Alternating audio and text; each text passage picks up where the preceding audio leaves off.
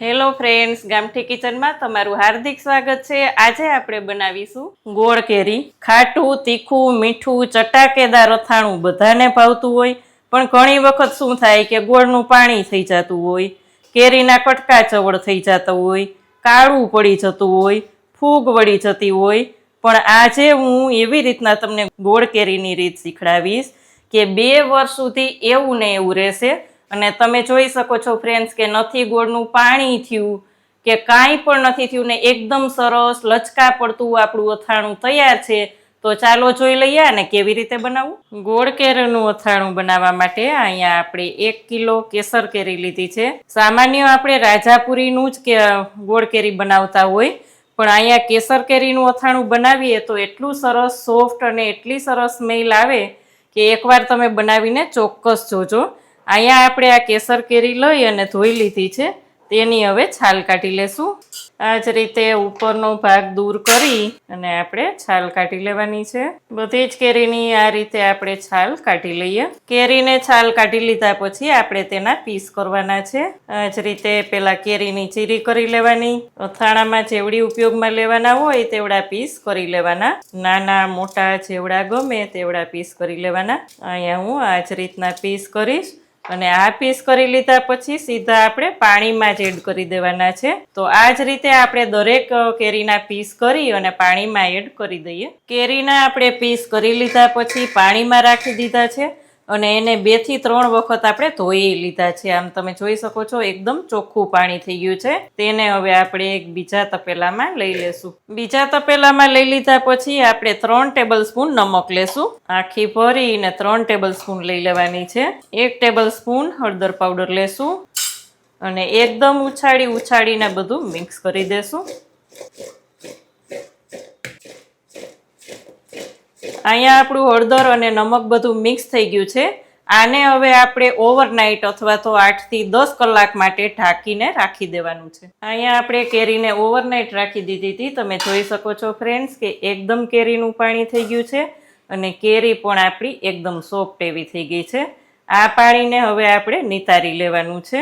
આ કાણાવાળા બાઉલમાં આપણે બધી જ કેરી લઈ લેશું। અહીંયા આપણે બધી જ કેરી નિતારી લીધા પછી સૂકવી દેવાની છે। આ જ રીતે આપણે સવડી કરી અને બધી જ કેરી સૂકવી દેવાની છે। અહીંયા આપણે કેરીને એકદમ નેચરલ પવન આવતો હોય ત્યાં જ સૂકવવાની છે, તડકામાં સૂકવવાની નથી, ફૂલ પંખા નીચે પણ સૂકવવાની નથી। નોર્મલ પંખો ચાલુ હોય તો તેની નીચે તમે સૂકવી શકો છો। તો 4 થી 5 કલાકમાં આપણી કેરી એકદમ સરસ સુકાઈ જશે। અહીંયા આપણે કેરીને નિતારી અને જે ખાટું પાણી નીકળ્યું છે તે ઘણા ઉપયોગમાં આવે, એટલે ફેંકવાનું નથી। કેરી મેથીનું કેળામાં પણ ઉપયોગમાં લઈ શકાય, ડારા ગરમર પણ કરી શકાય, ગુંદાને પણ પલાળી શકાય ખાટા કેરીના પાણીમાં।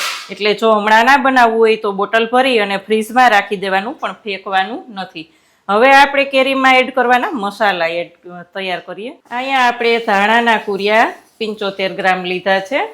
ધાણાના કુરિયાને છેલ્લે જ રાખવાના, જેથી કરીને ગરમ ગરમ તેલ એની ઉપર ના આવે। સાથે આપણે 50 ગ્રામ મેથીના કુરિયા લેવાના છે અને અહીંયા આપણે લેવાનું છે સૌથી વધારે એટલે કે 125 ગ્રામ રાઈના કુરિયા। વચ્ચે આપણે 1.5 ટેબલ સ્પૂન હિંગ લઈ લેશું, વરિયાળી લઈ લેશું, 1 થી 2 ટેબલ સ્પૂન વરિયાળી લેવાની। અહીં મેં 1.5 ટેબલ સ્પૂન વરિયાળી લીધી છે। તેમાં જ આપણે લઈ લેશું કાળા મરી। અહીંયા આપણે તેલને એકદમ ગરમ કરેલું છે, ફૂલ ધુવાળા નીકળે તેવું જ તેલ આપણે ગરમ કરેલું છે। તો થોડું તેલને ઠંડુ થવા દેશું। એકદમ થોડા ધુમાડા નીકળી જાય એટલે આપણે તેલને એમાં એડ કરવાનું છે। તેલને એડ કરી અને ઢાંકી દેવાનું છે, જેથી કરીને તેની સુગંધ તેમને તેમ જળવાઈ રહે। અહીંયા મેં 250 ગ્રામ સિંગ તેલ લીધું છે। ઢાંકણ ખોલી અને જોશું તો તેલને હિસાબે એકદમ મસ્ત સ્મેલ આવે છે। હવે બધું એકદમ સરસ ઠંડુ થવા દેશું। બધું ઠંડુ થઈ જાય એટલે આપણે તેમાં લેવાનું છે શેકેલું નમક।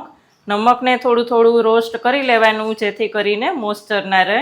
અહીંયા આપણે 3 ટેબલ સ્પૂન નમક લઈ લેશું। તેમાં જ લઈ લેશું આપણે મરચું પાવડર। તો અહીંયા કશ્મીરી અને પટ્ટો 2 મિક્સ કરેલું છે, તમારે જેવું તીખું ખાતા હોય તે રીતના લેવાનું। અહીંયા આપણે પોણી વાટકી જેટલું લઈ લીધું છે। 2 ટેબલ સ્પૂન હળદર પાવડર લેશું અને બધું એકદમ મિક્સ કરી દેશું। તેલ ઠંડુ થાય પછી જ મરચું પાવડર લેવાનું છે, જેથી કરીને અથાણું કાળું ન પડે। બધું જ મિક્સ થઈ જાય એટલે મોટા તપેલામાં આપણે ટ્રાન્સફર કરી લેવાનું છે. અહીંયા આપણે બધું જ મોટા તપેલામાં લઈ લેશું, કારણ કે ગોળ અને સાકર, કેરી બધું જ એડ કરવાનું રહેશે.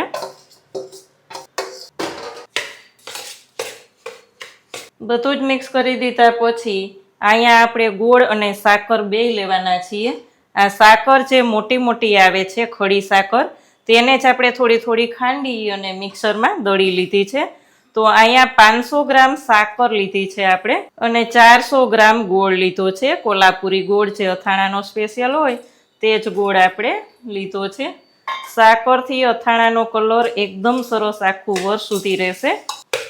તમે ઈચ્છો તો ખાલી ગોળ પણ લઈ શકો, ખાલી સાકરનું પણ બનાવી શકો, પણ અહીંયા મિક્સ કરશો તો એકદમ મસ્ત ટેસ્ટફુલ અથાણું બનશે. બધું મિક્સ કરી અને ઢાંકીને રાખી દેશું. જ્યારે કેરી સુકાશે ત્યારે એડ કરશું. કેરી સુકાઈને એડ કરશું ત્યારે આપણો ગોળ ઝડપથી ઓગળવા લાગશે, કારણ કે ખટાશને હિસાબે, કેરીની ખટાશને લીધે. તો અહીંયા અત્યારે આપણે કેરી ના સુકાય ત્યાં સુધી આપણે ઢાંકીને રાખી દઈએ. અહીંયા આપણા કેરીના કટકા એકદમ સરસ સુકાઈ ગયા છે. અહીંયા આપણે પ્રેસ કરીએ, એકદમ પ્રેસ કરીએ તો પાણીનો ભાગ ના દેખાય, એટલે સમજી લેવાનું કે આપણા કટકા એકદમ સરસ સુકાઈ ગયા છે. અહીંયા મારે કટકા સુકાતા 5 કલાકની વાર લઈ ગઈ, કારણ કે મારે નેચરલ પવનમાં જ એકદમ કટકા સુકાતા હતા. નથી મેં પંખાનો ઉપયોગ કર્યો કે નથી તડકાનો ઉપયોગ કર્યો. તડકે તો બિલકુલ નહીં સુકવવાના. પંખા નીચે સૂકવો તો પણ નોર્મલ પંખા નીચે એમને 4 જ કલાક સૂકવવાના. તો અહીંયા આપણા કટકા સુકાઈ ગયા છે. હવે આપણે મસાલામાં એડ કરશું. બધા જ કટકા આપણે તેમાં એડ કરી દેવાના છે અને ચલાવી લેવાનું છે. અત્યારે આપણો ગોળ એકદમ ઓગળો નથી, પણ આ કેરીની ખટાશ આવશે એટલે એકદમ મસ્ત લચકા પડતું એવું આપણું અથાણું તૈયાર થઈ જશે. દર 2 કલાકે આમ ને એમ ચલાવતું જ રહેવાનું છે, જેથી કરીને બધું એકદમ સરસ મિક્સ થઈ જાય અને ગોળ પણ એકદમ સરસથી ઓગળી જાય. અહીંયા તમે જોઈ શકો છો ચટાકેદાર મસ્ત એવું આપણું અથાણું તૈયાર થઈ રહ્યું છે. અને ઢાંકણ ઢાંકી અને 2 દિવસ સુધી સતત ચલાવશું. અહીંયા જોઈ શકાય છે ફ્રેન્ડ્સ કે આપણું ગોળ કેરીનું અથાણું એકદમ મસ્ત તૈયાર થઈ ગયું છે. અહીંયા તમે જોઈ શકો છો કે વધારે પડતો રસો પણ નથી અને એકદમ સરસ લચકા પડતું તૈયાર થઈ ગયું છે. તો ફ્રેન્ડ્સ અહીંયા આપણે કાચની બરણીમાં ભરી અને રાખી દેવાનું છે. 2 વર્ષ સુધી આવું ને આવું અથાણું રહેશે.